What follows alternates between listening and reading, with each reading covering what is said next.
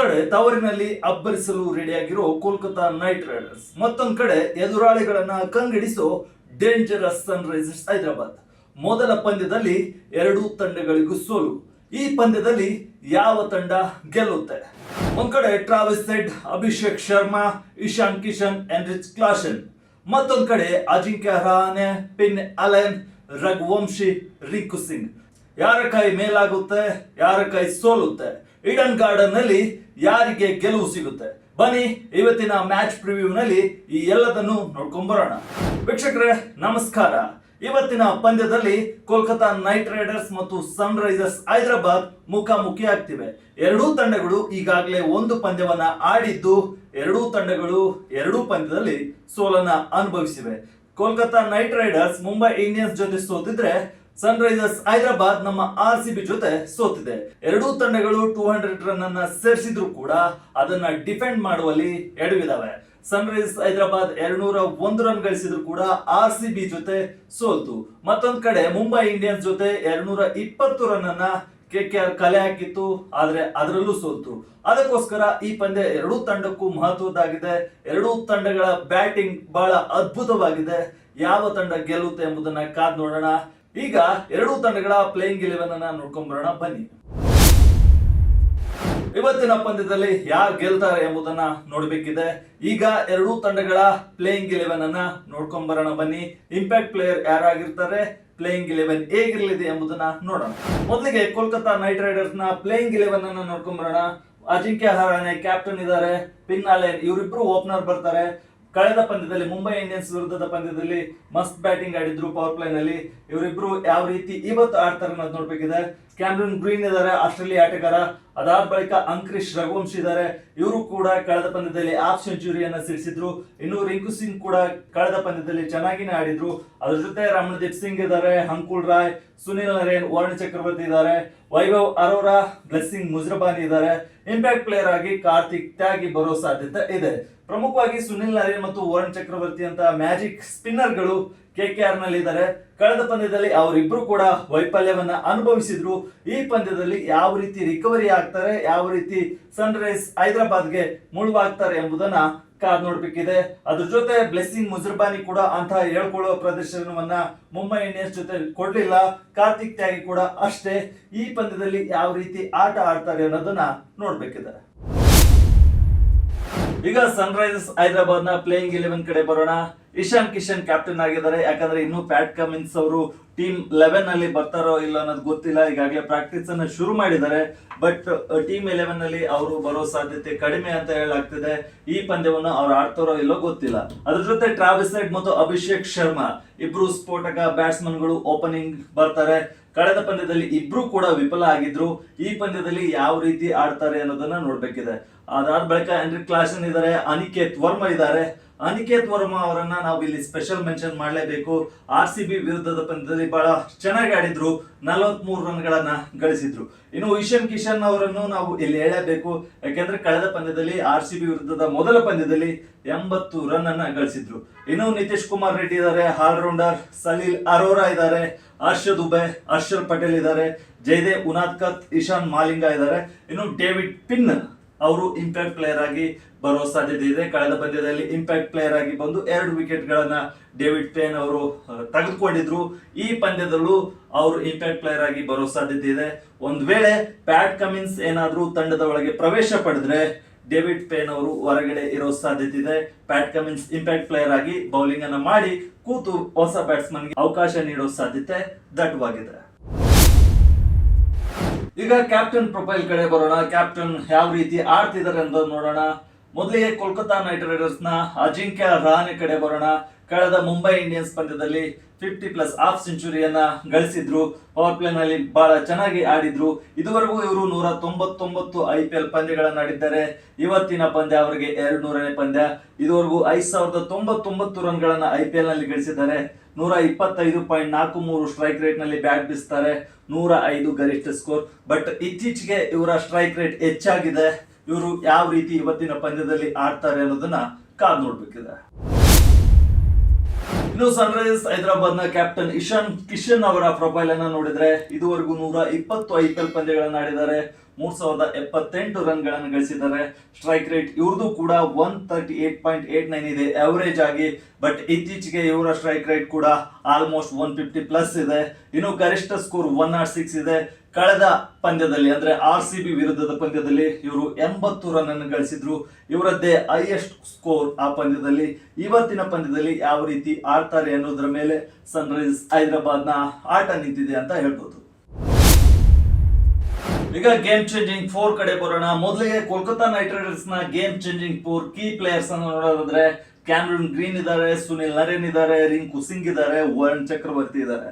ಈ 4 ಜನರಲ್ಲಿ ರಿಂಕು ಸಿಂಗ್ ಮಾತ್ರ ಕಳೆದ ಪಂದ್ಯದಲ್ಲಿ ಚೆನ್ನಾಗಿ ಆಡಿದ್ರು. ಆದ್ರೆ ಈ 4 ಜನರು ಚೆನ್ನಾಗಿ ಆಡಿದ್ರೆ ಕೋಲ್ಕತಾ ನೈಟ್ ರೈಡರ್ಸ್ ಕಡೆ ಗೇಮ್ ಅನ್ನ ವಾಲಿಸಬಹುದು. ಅದಕ್ಕೋಸ್ಕರ ಈ 4 ಜನ ಗೇಮ್ ಚೇಂಜಿಂಗ್ 4 ಅಲ್ಲಿ ಇದ್ದಾರೆ. ಅದರಲ್ಲಿ ಕ್ಯಾಮರೂನ್ ಗ್ರೀನ್ 20 ಕೋಟಿ ರೂಪಾಯಿಗೆ ಈ ಆಟಗಾರರನ್ನ ತೆಗೆದುಕೊಂಡ್ರು. ಸದ್ಯ ಕೇವಲ ಬ್ಯಾಟಿಂಗ್ ಮಾತ್ರ ಮಾಡ್ತಾರೆ. ಬಟ್ ಇವರು ಅಬ್ಬರಿಸಕ್ಕೆ ಶುರು ಮಾಡಿದ್ರೆ ಕೋಲ್ಕತ್ತಾದ ಕಡೆ ವಿಜಯಲಕ್ಷ್ಮಿ ವಾಲೋದು ಖಂಡಿತ. ಇನ್ನು ಸುನಿಲ್ ನರೇನ್ ಬೌಲರ್, ಸ್ಪಿನ್ ಮಾಂತ್ರಿಕ ಅಂತ ಹೇಳ್ಬೋದು. ಈ ಪಂದ್ಯದಲ್ಲಿ ಕಮ್ ಬ್ಯಾಕ್ ಮಾಡೋ ತೀವ್ರ ಒತ್ತಡ ಅವ್ರ ಮೇಲಿದೆ. ಅದಕ್ಕೋಸ್ಕರ ಆ ಪ್ರೆಸರ್ ಅನ್ನ ಹ್ಯಾಂಡಲ್ ಮಾಡಲು, ಆ ಪ್ರೆಸರ್ ಅನ್ನ ಕಡಿಮೆ ಮಾಡಲು ಸುನಿಲ್ ನರೇನ್ ಈ ಪಂದ್ಯದಲ್ಲಿ ಜಾಸ್ತಿ ಚೆನ್ನಾಗಿ ಆಡೋ ಸಾಧ್ಯತೆ ಇದೆ. ಇನ್ನು ರಿಂಕು ಸಿಂಗ್ ಕಳೆದ ಪಂದ್ಯಗಳಲ್ಲಿ ಚೆನ್ನಾಗಿ ಆಡಿದ್ರು. ಡೆತ್ ಓವರ್ ಗಳಲ್ಲಿ KKR ತಂಡದ ಅತಿ ದೊಡ್ಡ ಆಸ್ತಿ, ಬೆಸ್ಟ್ ಫಿನಿಶರ್ ಅಂತಾನೆ ಹೇಳ್ಬೋದು. ಇವರು ಸಿಡಿದ್ರೆ ಎದುರಾಳಿ ತಂಡಕ್ಕೆ ಸ್ವಲ್ಪ ಕಂಟಕ ಆಗ್ತಾರೆ. ಇನ್ನು ವರುಣ್ ಚಕ್ರವರ್ತಿ ಇದ್ದಾರೆ ಬೌಲರ್. ಕಳೆದ ಪಂದ್ಯದಲ್ಲಿ 48 ರನ್ ಅನ್ನ ಕೊಟ್ಟಿದ್ರು. ಲಯಕ್ಕೆ ಮರಳಬೇಕಾದ ಅನಿವಾರ್ಯತೆ ಇದೆ. ಯಾಕಂದ್ರೆ ಸುನಿಲ್ ನರೇನ್ ಮತ್ತು ವರುಣ್ ಚಕ್ರವರ್ತಿ ಯಾವ ರೀತಿ ಆಟ ಆಡ್ತಾರೆ ಅನ್ನೋದ್ರ ಮೇಲೆ, ಯಾವ ರೀತಿ ಬೌಲಿಂಗ್ ಆಗ್ತಾರೆ, ಯಾವ ರೀತಿ ಎದುರಾಳಿಗಳನ್ನ ಕಟ್ಟಿ ಹಾಕ್ತಾರೆ ಅನ್ನೋದ್ರ ಮೇಲೆ ಕೋಲ್ಕತಾ ನೈಟ್ ರೈಡರ್ಸ್ ನ ಗೆಲುವು ನಿರ್ಣಯ ಆಗುತ್ತೆ. ಅದಕ್ಕೋಸ್ಕರ ಈ 4 ಜನ ಯಾವ ರೀತಿ ಆಡ್ತಾರೆ ಅನ್ನೋದನ್ನ ನೋಡ್ಲೇಬೇಕಿದೆ. ಈಗ ಸನ್ರೈಸರ್ಸ್ ಹೈದರಾಬಾದ್ ನ ಗೇಮ್ ಚೇಂಜಿಂಗ್ 4 ಅಥವಾ ಕೀ ಪ್ಲೇಯರ್ಸ್ ಕಡೆ ನೋಡೋದಾದ್ರೆ ಟ್ರಾವಿಸ್ ಹೆಡ್ ಇದ್ದಾರೆ, ಹೆನ್ರಿಚ್ ಕ್ಲಾಸನ್ ಇದ್ದಾರೆ, ಅಭಿಷೇಕ್ ಶರ್ಮಾ ಇದ್ದಾರೆ, ಅನಿಕೇತ್ ವರ್ಮಾ ಇದ್ದಾರೆ. 4 ಜನ ಬ್ಯಾಟರ್ ಗಳೇ ಅಂತಾನೆ ಹೇಳ್ಬೋದು. ಇದರಲ್ಲಿ ಟ್ರಾವಿಸ್ ಹೆಡ್ ಮತ್ತು ಅಭಿಷೇಕ್ ಶರ್ಮಾ ಕಳೆದ ಪಂದ್ಯದಲ್ಲಿ ಅಷ್ಟೊಂದು ಚೆನ್ನಾಗಿ ಆಡಿದ್ದಿಲ್ಲ RCB ವಿರುದ್ಧ. ಈ ಪಂದ್ಯದಲ್ಲಿ ಯಾವ ರೀತಿ ಆಟ ಆಡ್ತಾರೆ, ಯಾವ ರೀತಿ ರಿಕವರಿ ಆಗ್ತಾರೆ ಅಂತ ನೋಡ್ಬೇಕಿದೆ. ಇನ್ನು ಹೆನ್ರಿಚ್ ಕ್ಲಾಸನ್, ಅನಿಕೇತ್ ವರ್ಮಾ ಚೆನ್ನಾಗಿ ಆಡಿದ್ರು RCB ವಿರುದ್ಧ. ಟ್ರಾವಿಸ್ ಹೆಡ್ ಅವರ ಹೈಲೈಟ್ಸ್ ಅನ್ನು ನೋಡಿದ್ರೆ ಪವರ್ ಪ್ಲೇ ನಲ್ಲಿ ಬೌಲರ್ ಗಳ ನಿದ್ದೆಗಡಿಸೋ ಡೇಂಜರಸ್ ಬ್ಯಾಟರ್ ಅಂತಾನೆ ಹೇಳ್ಬೋದು. ಇವರು ಮತ್ತೆ ಅಭಿಷೇಕ್ ಶರ್ಮಾ ಪವರ್ ಪ್ಲೇ ನಲ್ಲಿ ಓಪನಿಂಗ್ ಆಗಿ ಬರ್ತಾರೆ. ಓಪನಿಂಗ್ ಪೇರ್ ಇವರು ಯಾವ ರೀತಿ ಆಡ್ತಾರೆ ಅನ್ನೋದು ನೋಡ್ಬೇಕಿದೆ. ಇನ್ನು ಹೆನ್ರಿಚ್ ಕ್ಲಾಸನ್ ಸ್ಪಿನ್ ವಿರುದ್ಧ ವಿಶ್ವದ ಶ್ರೇಷ್ಠ ಬ್ಯಾಟರ್ ಆಗಿದ್ದಾರೆ, ಡೆತ್ ಓವರ್ ಸ್ಪೆಷಲಿಸ್ಟ್ ಕೂಡ. ಅದಾದ ಬಳಿಕ ಅಭಿಷೇಕ್ ಶರ್ಮಾ ಅವರು ನೋಡ್ತಾ ಇದ್ರೆ ಕಳೆದ ಪಂದ್ಯದಲ್ಲಿ ಆಗ್ಲೇ ಹೇಳಿದಂತೆ ಫೇಲ್ ಆಗಿದ್ದಾರೆ. ಆದ್ರೆ ಇವರು ಬ್ಲಾಸ್ಟ್ ಆದ್ರೆ ತಡೆಯೋದು ಬಹಳ ಕಷ್ಟ ಎದುರಾಳಿ ತಂಡಕ್ಕೆ. ಇನ್ನು ಅನಿಕೇತ್ ವರ್ಮಾ ಕಳೆದ ಪಂದ್ಯದಲ್ಲಿ 43 ರನ್ ಗಳಿಸಿದ್ರು. RCB ಡೆತ್ ಓವರ್ ಗಳಲ್ಲಿ ಚೆನ್ನಾಗಿ ಆಡಿದ್ರು. ಯಾಕಂದ್ರೆ ಮಿಡಲ್ ಆರ್ಡರ್ ಕೊಲೆಪ್ಸ್ ಆದಾಗ ಅನಿಕೇತ್ ವರ್ಮಾ ನಿಂತು RCB ವಿರುದ್ಧ ಸ್ವಲ್ಪ ರನ್ ಅನ್ನ ಗಳಿಸಿದ್ರು. ಭರವಸೆ ಮೂಡಿಸಿರೋ ಪ್ರತಿಭೆ ಈ ಪಂದ್ಯದಲ್ಲೂ ಅವರನ್ನ ವಾಚ್ ಮಾಡಬಹುದು. ಅವರು ಗೇಮ್ ಚೇಂಜಿಂಗ್ 4 ನಲ್ಲಿ ಇದ್ದಾರೆ. ಈಗ 2 ತಂಡಗಳ ಸ್ವಾಟ್ ಅನ್ನ ನೋಡೋಣ. ಅಂದ್ರೆ ಶಕ್ತಿ ದೌರ್ಬಲ್ಯದ ಅನಾಲಿಸಿಸ್ ಅನ್ನ ಮಾಡೋಣ. ಮೊದಲಿಗೆ ಕೋಲ್ಕತಾ ನೈಟ್ ರೈಡರ್ಸ್ ನ ಶಕ್ತಿ ಮತ್ತು ವೀಕ್ನೆಸ್ ಅನ್ನ ನೋಡೋಣ. ಕೋಲ್ಕತಾ ನೈಟ್ ರೈಡರ್ಸ್ ನ ಶಕ್ತಿ ಬಲಿಷ್ಠ ಮತ್ತು ಸ್ಫೋಟಕ ಬ್ಯಾಟಿಂಗ್ ಲೈನಪ್ ಇದೆ. ಕಳೆದ ಪಂದ್ಯದಲ್ಲಿ 220 ರನ್ ಗಳನ್ನ ಅವರು ಗಳಿಸಿದ್ರು. ನಾಯಕ ರಹಾನೆಯಿಂದ ಪವರ್ ಪ್ಲೇ ನಲ್ಲಿ ಉತ್ತಮ ಸ್ಕೋರ್ ಬರ್ತಿದೆ. ಸಿಡಿಲಬ್ಬರದ ಆರಂಭವನ್ನ ಕೊಡ್ತಿದ್ದಾರೆ ಕೋಲ್ಕತಾಗೆ. ಈಡನ್ ಗಾರ್ಡನ್ಸ್ ಮೈದಾನದಲ್ಲಿ KKR ತಂಡ ಐತಿಹಾಸಿಕ ಮೇಲುಗೈ ಸಾಧಿಸಿದೆ. ಯಾಕಂದ್ರೆ ಬಹಳಷ್ಟು ಪಂದ್ಯಗಳನ್ನ ಗೆದ್ದಿದ್ದಾರೆ. ತವರು ಮೈದಾನ ಆಗಿರೋದ್ರಿಂದ KKR ಗೆ ಅಡ್ವಾಂಟೇಜ್ ಇದೆ. ಇನ್ನು ಡೆತ್ ಓವರ್ ಗಳಲ್ಲಿ ರಿಂಕು ಸಿಂಗ್ ಅವರ ಮ್ಯಾಚ್ ಫಿನಿಶಿಂಗ್ ಸಾಮರ್ಥ್ಯ KKR ಗೆ ಪ್ಲಸ್ ಆಗುತ್ತೆ. ಇನ್ನು ದೌರ್ಬಲ್ಯ ಕಡೆ ಬರೋದಾದ್ರೆ ಹೊಸ ಚೆಂಡಿನಲ್ಲಿ ವಿಕೆಟ್ ಪಡೆಯುವಲ್ಲಿ ಬೌಲರ್ಗಳು ವಿಫಲ ಆಗ್ತಿದ್ದಾರೆ. ಕಳೆದ ಪಂದ್ಯದಲ್ಲಿ ನೀವು ನೋಡಿದ್ರೆ ಮೊದಲ ಓಪನಿಂಗ್ ಪೇರ್ ಮುಂಬೈ ಇಂಡಿಯನ್ಸ್ ಇಬ್ರು ಕೂಡ 50+ ಸ್ಕೋರ್ ಅನ್ನ ಗಳಿಸಿದ್ರು. ಅದಾದ ಬಳಿಕ ಗಾಯದ ಸಮಸ್ಯೆಯಿಂದ ವೇಗದ ಬೌಲಿಂಗ್ ವಿಭಾಗ ತೀರಾ ದುರ್ಬಲವಾಗಿದೆ. ಮಧ್ಯಮ ಓವರ್ಗಳಲ್ಲಿ ಕುಸಿತಿದೆ ರನ್ ರೇಟ್. ಯಾಕಂದ್ರೆ ಅಜಿಂಕ್ಯ ರಹಾನೆ ಪವರ್ ಪ್ಲೇ ನಲ್ಲಿ ಅಬ್ಬರಿಸ್ತಾರೆ. ಮಿಡಲ್ ಓವರ್ ಗಳಲ್ಲಿ ಬಹಳ ನಿಧಾನಗತಿಯ ಬ್ಯಾಟಿಂಗ್ ಆಡ್ತಿದ್ದಾರೆ. ಅವರು ಈ ಪಂದ್ಯದಲ್ಲಿ ರಿಕವರಿ ಆದ್ರೆ ದೌರ್ಬಲ್ಯ ಇರೋದು ಪ್ಲಸ್ ಆಗೋ ಸಾಧ್ಯತೆ ಇದೆ. ಇನ್ನು ಅನುಭವಿ ಸ್ಪಿನ್ನರ್ ಗಳಾದ ಸುನಿಲ್ ನರೇನ್ ಮತ್ತೆ ವರುಣ್ ಚಕ್ರವರ್ತಿ ಅವರ ವೈಫಲ್ಯ, ಕಳಪೆ ಫಾರ್ಮ್ KKR ಗೆ ದೊಡ್ಡ ತಲೆನೋವಾಗುತ್ತೆ. ಅದನ್ನ ಯಾವ ರೀತಿ ರಿಕವರಿ ಮಾಡ್ತಾರೆ, ಆ ಪ್ರೆಸರ್ ನ ಯಾವ ರೀತಿ ಹ್ಯಾಂಡಲ್ ಮಾಡ್ತಾರೆ ನರೇನ್ ಮತ್ತೆ ವರುಣ್ ಚಕ್ರವರ್ತಿ ಅನ್ನೋದನ್ನ ಈ ಪಂದ್ಯದಲ್ಲಿ ಕಾದ್ ನೋಡ್ಬೇಕಿದೆ. ಈಗ ಸನ್ರೈಸರ್ಸ್ ಹೈದರಾಬಾದ್ ನ ಶಕ್ತಿ ಮತ್ತು ದೌರ್ಬಲ್ಯಗಳನ್ನ ನೋಡ್ತಾ ಹೋದ್ರೆ ಮೊದಲಿಗೆ ಶಕ್ತಿಯನ್ನ ನೋಡೋಣ. ಟ್ರಾವಿಸ್ ಹೆಡ್, ಅಭಿಷೇಕ್ ಶರ್ಮಾ ಮತ್ತೆ ಇಶಾನ್ ಕಿಶನ್ ಒಳಗೊಂಡ ಭೀಕರ ಟಾಪ್ ಆರ್ಡರ್, 3 ಜನ ಕೂಡ ಲೆಫ್ಟ್ ಹ್ಯಾಂಡರ್ಸ್ ಬ್ಯಾಟ್ಸ್ಮನ್ಗಳು ಬಹಳ ಚೆನ್ನಾಗಿ ಆಡ್ತಾರೆ. ಕಳೆದ ಪಂದ್ಯದಲ್ಲಿ ಟ್ರಾವಿಸ್ ಹೆಡ್ ಮತ್ತು ಅಭಿಷೇಕ್ ಶರ್ಮಾ ವಿಫಲ ಆದ್ರೂ ಕೂಡ ಇಶಾನ್ ಕಿಶನ್ ಅದನ್ನ ರಿಕವರಿ ಮಾಡಿದ್ರು. ಇನ್ನು ಮಧ್ಯಮ ಓವರ್ಗಳಲ್ಲಿ ಕ್ಲಾಶನ್ ಅವರಿಂದ ಬಿರುಸಿನ ಬ್ಯಾಟಿಂಗ್ ಬರುತ್ತೆ. ಕಳೆದ ಪಂದ್ಯದಲ್ಲಿ ಆ ಕೆಲಸವನ್ನ ಮಾಡಿದ್ರು. ಎಡಗೈ ಮತ್ತು ಬಲಗೈ ಬ್ಯಾಟರ್ಗಳ ಅತ್ಯುತ್ತಮ ಕಾಂಬಿನೇಷನ್ ಸನ್ ರೈಸರ್ಸ್ ಹೈದರಾಬಾದ್ ನಲ್ಲಿದೆ. ಬೃಹತ್ ಮತ್ತು ಬೆನ್ನಟ್ಟುವ ಮತ್ತೆ ಸುಲಭವಾಗಿ ಸಿಕ್ಸರ್ ಸಿಡಿಸೋ ಸಾಮರ್ಥ್ಯ ಸನ್ ರೈಸರ್ಸ್ ಹೈದರಾಬಾದ್ ಇದೆ. ಯಾಕಂದ್ರೆ ಇಲ್ಲಿ ಇರೋ ಆಲ್ಮೋಸ್ಟ್ ಎಲ್ಲ ಆಟಗಾರರು ಸಿಕ್ಸರ್ ಹೊಡೆಯೋದ್ರಲ್ಲಿ ಎತ್ತಿದ ಕೈ. ಕಳೆದ ಪಂದ್ಯದಲ್ಲಿ 201 ರನ್ಗಳನ್ನ ಗಳಿಸಿದ್ರು. ಅದನ್ನ ಇಲ್ಲಿ ರೆಪ್ಲಿಕೇಟ್ ಮಾಡೋ ಸಾಧ್ಯತೆ ಇದೆ. ಇನ್ನು ಸನ್ ರೈಸರ್ಸ್ ಹೈದರಾಬಾದ್ ನ ವೀಕ್ನೆಸ್ ಅನ್ನು ನೋಡೋದಾದ್ರೆ ಕಳೆದ ಪಂದ್ಯದಲ್ಲಿ 201 ರನ್ ಗಳಿಸಿದ್ರು ಕೂಡ ಅದನ್ನ ಡಿಫೆಂಡ್ ಮಾಡಿಕೊಳ್ಳುವಲ್ಲಿ ಬೌಲಿಂಗ್ ಪಡೆ ವಿಫಲವಾಯಿತು. ಅಷ್ಟರ ಮಟ್ಟಿಗೆ ದುರ್ಬಲವಾಗಿದೆ. ಇನ್ನು ಹರ್ಷಲ್ ಪಟೇಲ್, ಜಯದೇವ್ ಉನಾದ್ಕತ್, ನಿತೀಶ್ ರೆಡ್ಡಿ ಅವರಿಂದ ದುಬಾರಿ ಬೌಲಿಂಗ್ ಸ್ಪೆಲ್ಗಳು ಬರ್ತಿವೆ. ಈಡನ್ ಗಾರ್ಡನ್ಸ್ ನಲ್ಲಿ ಕೆಕೆಆರ್ ವಿರುದ್ಧ ತೀರಾ ಕಳಪೆ ಪ್ರದರ್ಶನವನ್ನ ಹೊಂದಿದ್ದಾರೆ. ಅದಕ್ಕೋಸ್ಕರ ಇದು ದೌರ್ಬಲ್ಯ ಆಗೋ ಸಾಧ್ಯತೆ ಇದೆ. ಕೆಕೆಆರ್ಗೆ ಹೋಮ್ ಅಡ್ವಾಂಟೇಜ್ ಇರೋದ್ರಿಂದ ಇಲ್ಲಿ SRH ಗೆ ಅದು ನೆಗೆಟಿವ್ ಅಥವಾ ವೀಕ್ನೆಸ್ ಆಗಿ ಕಾಣ್ತಿದೆ. ಈಗ ಗೇಮ್ ಸ್ಟ್ರಾಟಜಿ ಅಥವಾ ಗೆಲ್ಲುವ ತಂತ್ರ, ವಿನ್ನಿಂಗ್ ಫಾರ್ಮುಲಾವನ್ನ ನೋಡ್ತಾ ಹೋದ್ರೆ ಮೊದಲಿಗೆ ಕೋಲ್ಕತಾ ನೈಟ್ ರೈಡರ್ಸ್ ನ ವಿನ್ನಿಂಗ್ ಫಾರ್ಮುಲಾ ನೋಡೋಣ. ಬ್ಯಾಟಿಂಗ್ ತಂತ್ರ ಏನಿದೆ ಅಂದ್ರೆ ಪವರ್ ಪ್ಲೇ ನಲ್ಲಿ ಎಷ್ಟು ಸಾಧ್ಯ ಆಗುತ್ತೋ ಅಷ್ಟು ರನ್ ಗಳನ್ನ ಕಲೆ ಹಾಕೋದು ಕೆಕೆಆರ್ ನ ಗುರಿಯಾಗಿದೆ. ಮಿಡಲ್ ಓವರ್ ನಲ್ಲೂ ರಹಾನೆ ಅಬ್ಬರ ಕಂಟಿನ್ಯೂ ಆಗ್ಬೇಕಿದೆ. ಅದನ್ನ ಈ ಪಂದ್ಯದಲ್ಲಿ ಮಾಡೋ ಸಾಧ್ಯತೆ ಇದೆ. ಯಾಕಂದ್ರೆ ಕಳೆದ ಪಂದ್ಯದಲ್ಲಿ ಪವರ್ ಪ್ಲೇ ನಲ್ಲಿ ಚೆನ್ನಾಗಿ ಆಡಿದ ರಹಾನೆ, ಆಮೇಲೆ ಮಿಡಲ್ ಓವರ್ ನಲ್ಲಿ ಸ್ವಲ್ಪ ನಿಧಾನಗತಿ ಆದ್ರೂ ಅದನ್ನ ರಿಕವರಿ ಆಗ್ತಾರೆ.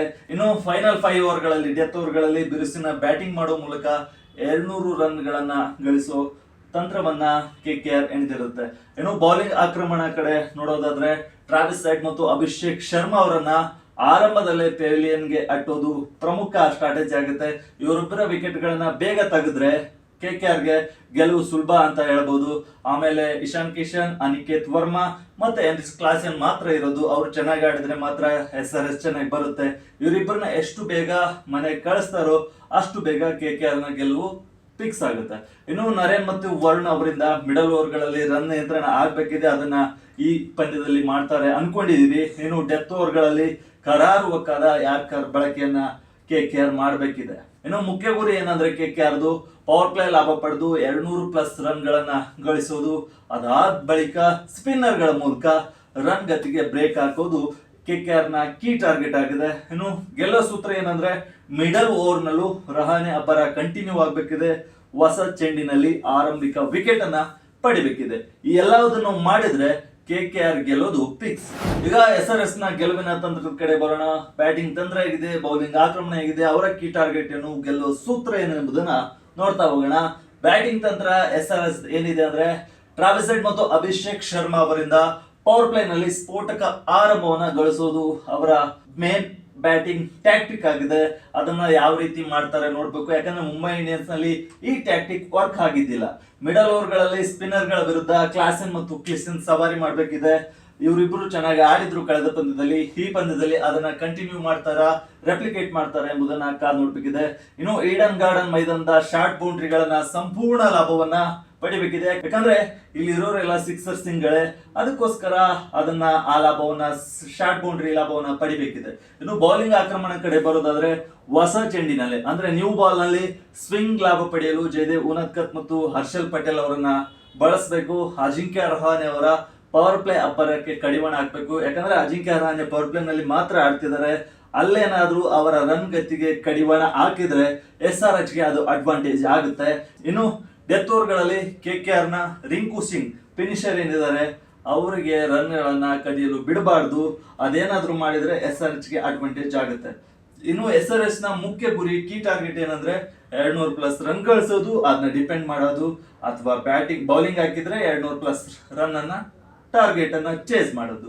ಇನ್ನು ಗೆಲ್ಲೋ ಸೂತ್ರ ಏನು SRH ನ ಅಂದ್ರೆ ಕೆಕೆಆರ್ ನ ಡೆಡ್ಲಿ ಸ್ಪಿನ್ ಜೋಡಿ ನರೇನ್ ಮತ್ತು ವರುಣ್ ಮೇಲೆ ನೇರ ಅಟ್ಯಾಕ್ ಮಾಡೋದು ಗೆಲ್ಲೋ ಸೂತ್ರ ಆಗುತ್ತೆ. ಅದನ್ನೇನಾದ್ರೂ ಯಶಸ್ವಿಯಾಗಿ ಮಾಡಿದ್ರೆ ಸನ್ ರೈಸರ್ಸ್ ಹೈದರಾಬಾದ್ಗೆ ಗೆಲುವು ಶತಸಿದ್ಧ. ಈಗ ಟೀಮ್ ನ್ಯೂಸ್ ಕಡೆ ಬರೋಣ. ಟೀಮ್ ನ್ಯೂಸ್ ಅಲ್ಲಿ ಮೊದಲು ಕೆಕೆಆರ್ ನೋಡಿಕೊಡೋಣ. ಮತೀಶ್ ಪಥಿರಾಣ, ಹರ್ಷಿತ್ ರಾಣಾ ಮತ್ತು ಆಕಾಶ್ ದೀಪ್ ಅಲಭ್ಯ ಇದ್ದಾರೆ.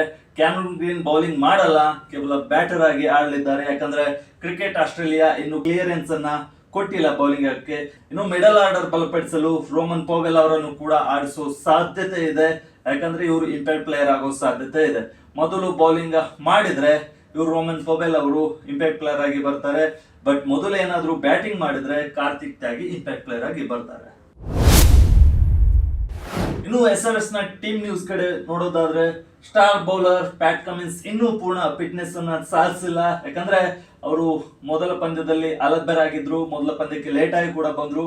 ಪ್ಯಾಟ್ ಕಮಿನ್ಸ್ ನೆಟ್ಸ್ ನಲ್ಲಿ ಬೌಲಿಂಗ್ ಅನ್ನ ಆರಂಭಿಸಿದ್ದಾರೆ. ಆದ್ರೆ ಇವತ್ತು ಆಡ್ತಾರೋ ಇಲ್ಲೋ ಅನ್ನೋದು ಇದುವರೆಗೂ ಕನ್ಫರ್ಮ್ ಆಗಿಲ್ಲ. ಅದು ಡೌಟ್ ಇದೆ. ಅದು ಯಾವಾಗ ಕ್ಲಿಯರ್ ಆಗುತ್ತೆ ನೋಡಬೇಕಿದೆ. ಆರಂಭಿಕ ಪಂದ್ಯದಲ್ಲಿ ಸೋಲಿನ ಆಘಾತ ಇದೆ.